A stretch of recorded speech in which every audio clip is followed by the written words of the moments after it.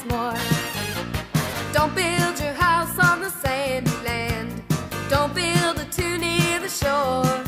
Well, it might look kind of nice, but you'll have to build it twice, though you'll have to build your house once more. You better build your house upon the rock. Make a good foundation on a solid spot. Well, the storms may come and go, but the peace of God you will know. Good afternoon, everyone, and welcome to our first Thursday celebration of the second half of the autumn term. It's lovely to have you all back in school. We've had a very strange week, haven't we? I don't know if any one of you over the weekend had to use any of these. I don't know if anyone knows what these are. We've not been in the hall for a long time, so we may not be familiar with these. We've got three of them actually, different sizes. These are our candles that we normally have on the worship table. I'm just going to light them today actually, which I don't do or have not done for a long time. Just light those three whilst I talk to you. Did any of you have to use candles over the weekend? The flame's not showing up very well on the screen for you to see, but I'm just lighting them as we go. There we go. So 3 candles. Did any of you use candles over the weekend? I know some of us had power cuts, didn't we? And we lit the candles so that we could see. And the candles also brought us hope, didn't they? That we could carry on with life during those dark times of the power cuts and of the storms. And candles symbolise hope. And hope is one of the things that we're thinking about, particularly this term, when we think about our values. The value we're looking at this term is hope. And we're going to come back towards that thought at the end of our celebration. We're going to start off though, as we normally do, by looking through some examples of work from this week. Now this week it's been really difficult because of the power cuts that we've just mentioned. We've had 3 days in school without any of the computers working, without the phones working properly, and we almost lost hope at one point that it would ever be fixed, but clearly I'm able to speak to you all today. It is fixed today, so the candle, the hope, has worked and we are back working as we should be. So into our Owls class, who've been doing a lot of work on paper, as you'll see today. We've got here a lovely picture drawn by Evie. Evie's been a resourceful bee. She spent time and effort colouring in her angel, and Mrs. Meaden says she particularly likes the way that she's used stars to make the angel's dress sparkle. You know, this term we'll be coming into Christmas, won't we, in a few weeks' time, and angels, again, a sign of hope that we celebrate at Christmas. Then we've got work here from Quinn. Quinn has been a resilient tortoise. He spent time talking about how he'd added the cubes to make the different number blocks that you can see on the screen. He then put lots of effort into recording what he'd done using the add and the equal sign in his number sentences. Very well done, Quinn. And Mrs. Meaden says, well done to everyone in Owl's class for being responsive chameleons this week. They've listened really carefully to the music when creating movements with streamers for their firework dances. They looked amazing. Well done, everyone. Moving into our Squirrels class, Mr. Goldsap Marsh has sent through 2 pieces of work, William and Poppy. William and Poppy have both worked fantastically in English this week. They've begun to look at their new book, Rapunzel, but it also has a twist. So first of all, they read the original story, and then the children had to sequence it by picking out what they thought were the most important parts of the story. William and Poppy produced brilliant story sequences which included key words. This then enabled them to retell the whole story. Very well done to both of you. Moving into our Hedgehogs class, Mrs. Anderson has picked up on the fireworks theme and has chosen 2 pieces of work here from Arabella and Eleanor. Fantastic artwork. They thought very carefully about their colour choices and carefully used the techniques with the chalk pastels. Really well done to both of you. Beautiful display there. I don't know if you're coming to the display that we have here at school on Friday, but I'm sure we will see some fireworks. Don't know if they'll quite rival those though on Friday night. Very well done to you both. And also to Kevin for being responsive. Mrs. Anderson's written, I've seen such an improvement in how Kevin is keen to answer questions and share his thinking.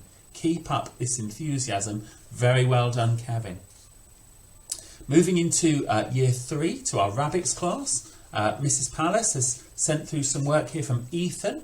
Ethan has produced a detailed and engaging diary in role as Wilbur the pig. Sophia has made super contributions in class for the description of the farmyard in the novel Charlotte's Web. And Oscar has settled in really well to Year 3 and has been working really hard, particularly with his handwriting. So well done to all 3 of you. Moving on to our Foxes class, we've got some work here as a sort of collage. There we go. So Isla, Florence, Jack and Luca have been wonderfully resourceful in recreating the Bayer Tapestry as part of their history project. So very well done to you all. Now moving into Badger's class, this is going to be a little bit more tricky to show you. We've got a lot of work here on summarising texts. So Mr. Malmberg has put forward Ian, Hattie, Melissa, Lily, for all working really hard. Sorry, Lily Rose, that is, for working hard on summarising their texts there. So we've got notes and then we've got the summarising that has taken place as well. So very well done to all of you. Really important skill as you get older in life to be able to take notes and summarise. So very well done to you all. Now, Mrs. Gill has written to me and sent through some work as well. She's written Year 6 have completed their Portal Tour leaflets. They are sending intrepid and foolhardy travellers all around the world, using the magical properties of pyramids and obelisks to travel through the ancient Egyptian realm of the dead in just an instant.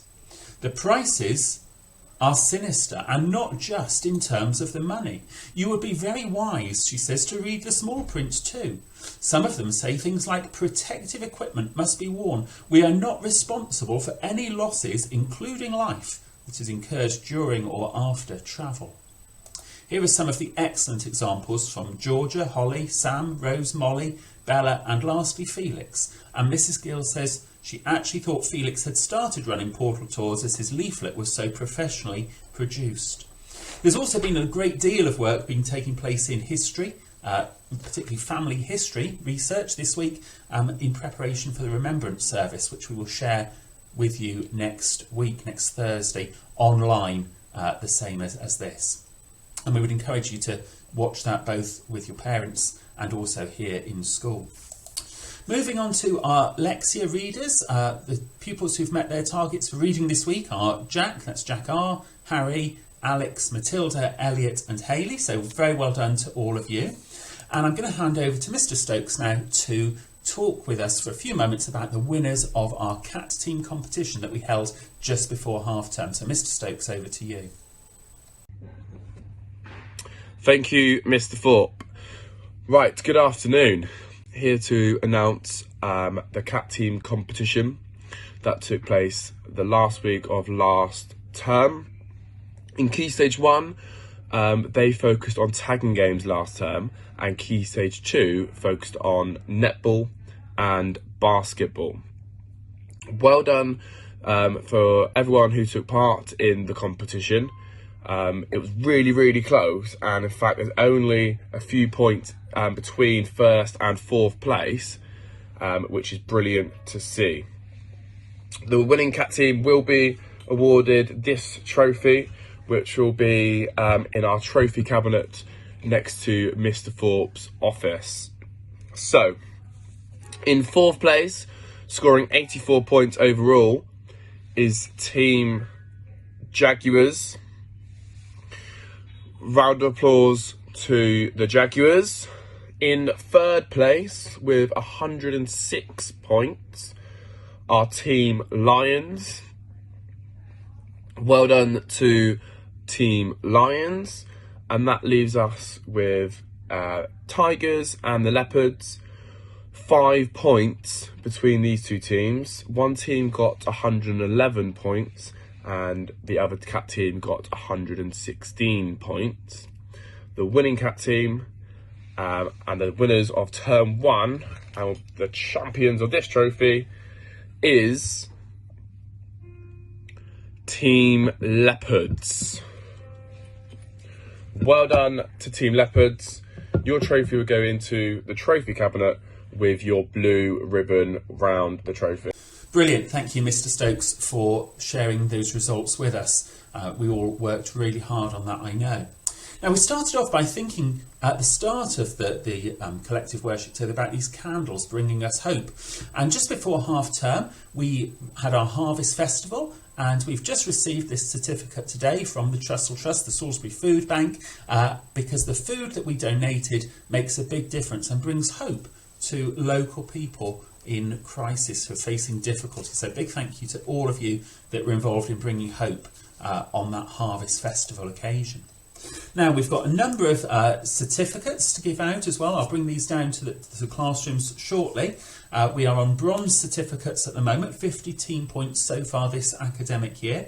And there's quite a few of them. So we've got Chloe and we've got Thomas, we've got Xavier, we've got Maisie, we've got Matilda, we've got Eleanor, Ava Grace, Jack, Poppy, Jessica, Lydia, and William. So big well done to all of you, and I will bring those certificates down to your classrooms shortly so that you can take those home and put them somewhere safe and show them to your friends and family and parents as well.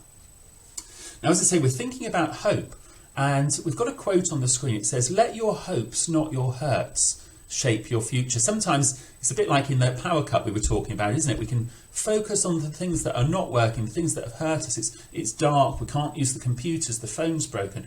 We can think about all of those things and we can get a little bit down sometimes, but we should focus on our hopes. We should focus on the light that can help us to see the way forward, and that is a really important message for us this term, particularly as the clocks are changed. It's getting darker outside. It's important that we focus on the light and the hope and the good things that we've got to look forward to. So I'm going to say a prayer, and then after I do that, I'm going to play a song which we know really well in school, and you might like to join in singing that with us in your classrooms. So if you'd like to join us for a prayer, please just close your eyes.